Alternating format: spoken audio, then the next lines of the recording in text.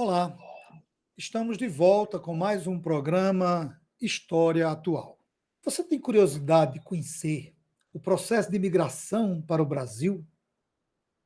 O Brasil é um país que recebeu o período colonial e, mesmo após a sua independência, milhares de famílias oriundas de vários países da Europa e também da América.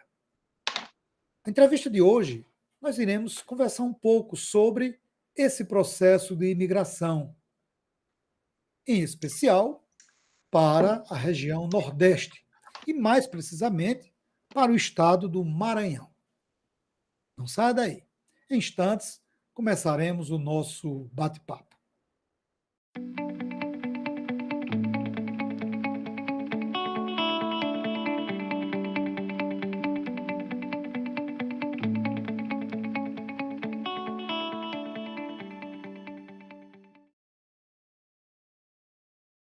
No programa de hoje, nós iremos conversar com o professor doutor Marcelo Vieira Magalhães sobre a temática da imigração na historiografia brasileira, em destaque para o Maranhão, envolvendo portugueses, sírios e libaneses, processo de integração cultural e as influências no cotidiano da cidade de São Luís, no Maranhão.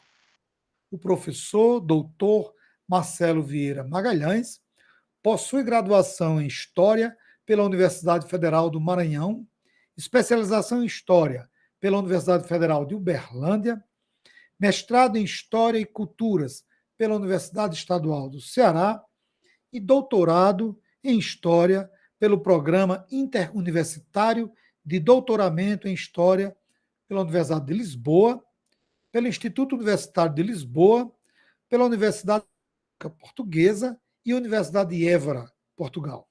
É professor adjunto 3 da Universidade do Estado do Rio Grande do Norte, campus Açu.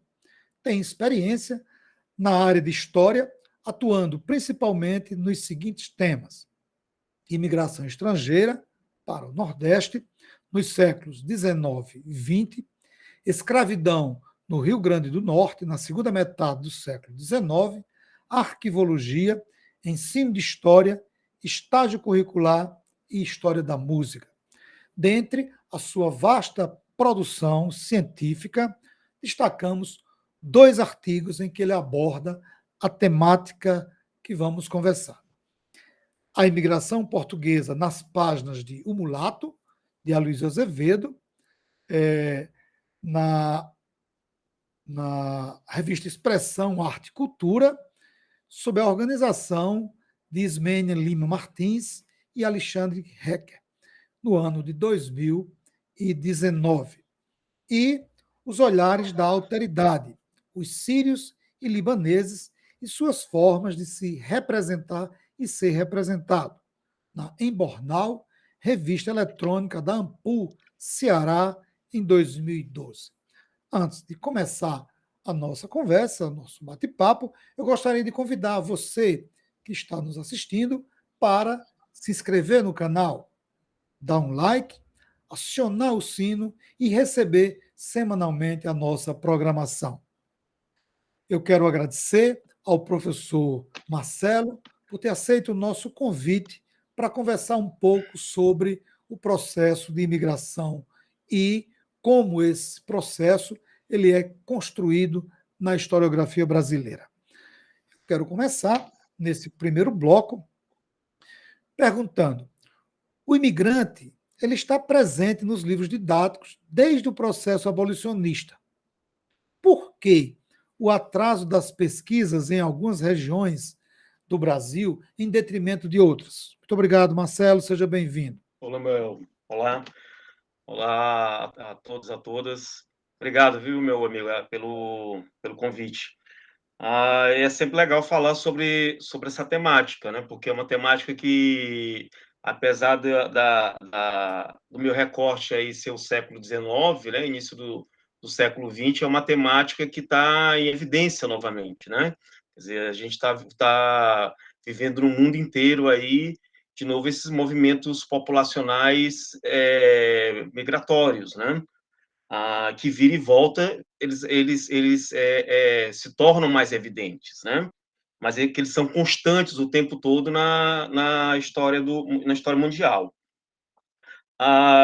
Mas respondendo tua pergunta, é interessante isso, né? Quer dizer, você, como tu disse, eles aparecem na história do Brasil, nos livros didáticos, como tu lembraste aí, desde a abolição, mas quando você vai falar, por exemplo, do Nordeste, ele quase não se vê, né? Então, ele está muito centrado no Sul e no Sudeste, né? E quando a gente pensa, bom, por que não se fala tanto desse movimento migratório no Nordeste, né? Então, você tem uma referência sobre a escravidão, por exemplo, nos livros didáticos, como tu cita, da escravidão no Nordeste, mas quando a gente vai falar das migrações, praticamente não aparece. E isso é um reflexo porque não há grandes estudos ainda sobre os movimentos migratórios estrangeiros para o Nordeste, né? Você tem os movimentos internos populacionais, mas você não tem grandes estudos ainda. É verdade que há um crescimento, sim, não é? Mas você não tem ainda grandes estudos. E isso me parece que se dá muito por conta, acho que em primeiro lugar, por um lento crescimento dos programas de pós-graduação no Nordeste, né? Esses programas de pós-graduação, eles são responsáveis, muitas vezes, pela criação da história acadêmica, da história local. Vou te dar um exemplo. Eu estudei na Federal do Maranhão, na UFMA, fiz minha graduação lá, na década de 90, no começo da década de 90. No começo da década de 90, meus professores eram todos graduados. Eu tinha um professor com especialização e um professor com mestrado, né? Quer dizer, então, quem produziu a história do Maranhão até o final da década de 90, ou melhor, até o início dos anos 2000, quem produziu a história do Maranhão foi a Academia Maranhense de Letras, né? E o Instituto Histórico Geográfico do Maranhão. Quer dizer, a Universidade Federal, os cursos de História, os professores dos cursos de História, nada contra aí, né, gente, a produção historiográfica oriunda ali do Instituto Histórico Geográfico e da Academia Maranhense de Letras, né, que, diga-se de passagem, foi o principal produtor, né, bem mais do que o Instituto Histórico Geográfico Maranhense, do Maranhão. Mas a Universidade Federal do Maranhão, os cursos de História da Universidade Federal do Maranhão, melhor, os professores e professoras da Universidade Federal do Maranhão e do curso de História da Universidade Estadual do Maranhão só começaram a produzir, né, conteúdos sobre a história do Maranhão a partir dos anos 2000, quando saíram para fazer mestrado e posteriormente doutorado. Então, acho que isso ajuda a explicar um pouco do atraso sobre essa temática, né? Depois, por conta disso, a própria escolha, quer dizer, como essa produção ela demorou muito, né, a ser constituída, então você tem um leque, né, de temáticas a ser escolhidas, né? Então, o que escolher, quer dizer, o que se produzir. Então, a imigração ela foi ficando de lado, né? Foi ficando de lado. Bom, por que ela vai ficando de lado? Aí se chega ao terceiro ponto, que está muito relacionado, me parece, a pouca quantidade de imigrantes estrangeiros que você tem no Nordeste, especificamente aí no Maranhão, porque não é muito diferente. Quer dizer, quando a gente fala do Maranhão, a gente está falando do Nordeste como um todo. Se você compara o número de imigrantes estrangeiros, seja sírios, libaneses, portugueses, franceses, italianos, espanhóis, quando você compara o conjunto de imigrantes, seja individualmente, né, por categoria, por grupo, ou coletivamente, quando você compara o Sudeste com o Nordeste, é abissal a diferença, né?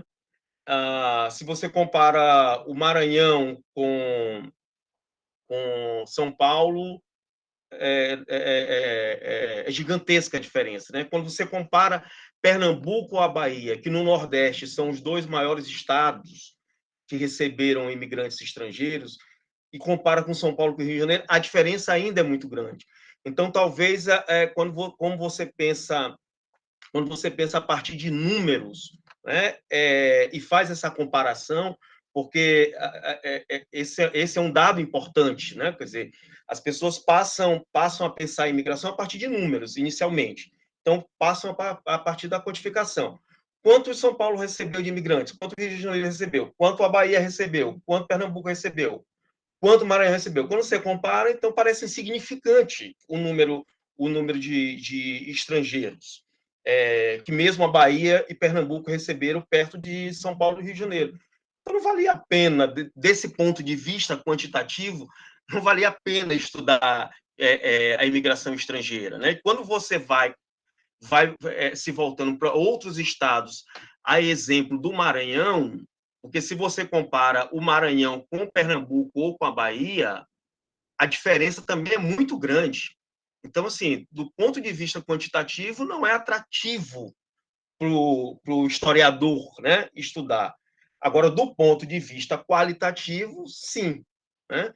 Então, me parece que esses três dados ajudam a explicar o pouco interesse dos historiadores durante muito tempo ah, pela temática da imigração estrangeira no Nordeste.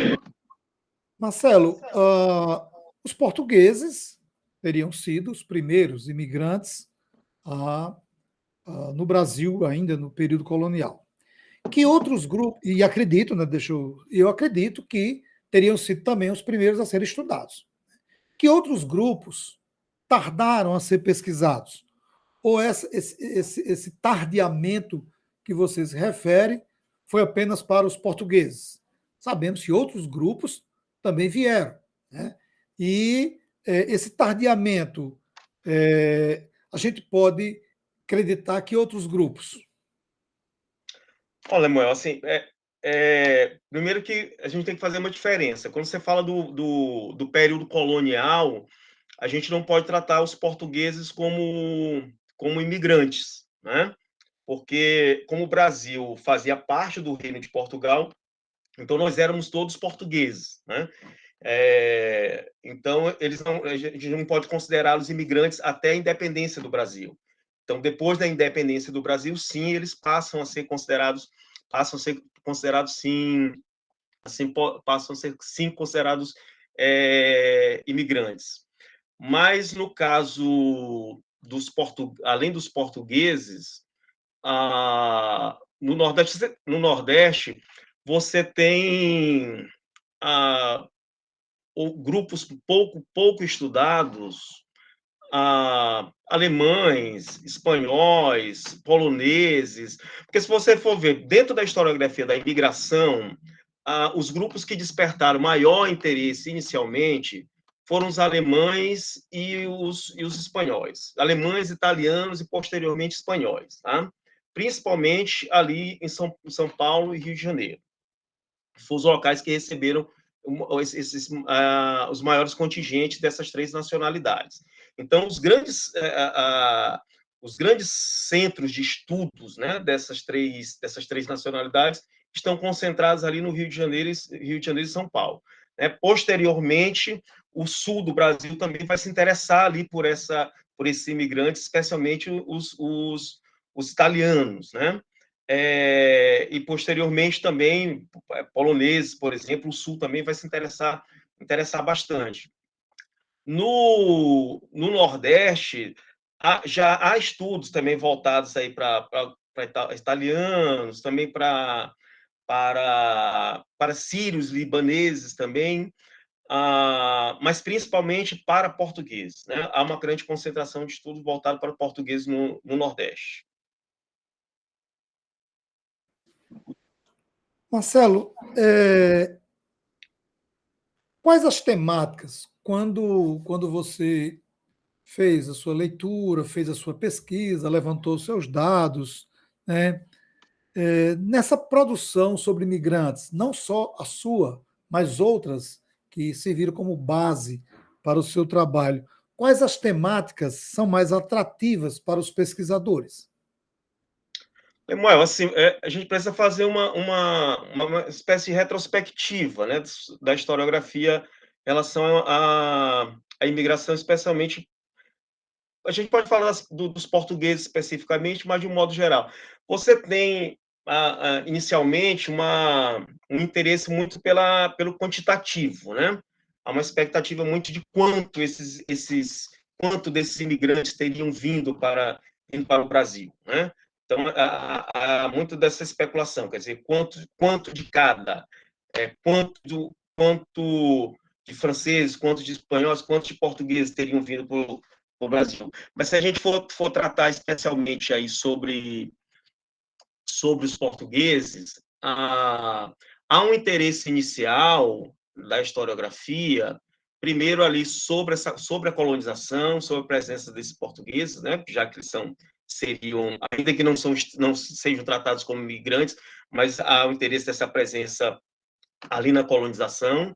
A, a, Depois ali nesse processo de independência, né, quer dizer, desses embates na independência, há uma discussão voltada ali para a questão da religião, da, da propriedade das terras, né, porque vai se discutir ali as sesmarias, a, a questão da administração, tanto é que se você voltar para autores clássicos ali da metade do século XX, né, o Raimundo Faoro, o Gilberto Freire, o Caio Prado Júnior, o Sérgio Buarque de Holanda, estão tratando exatamente dessas temáticas aí, né?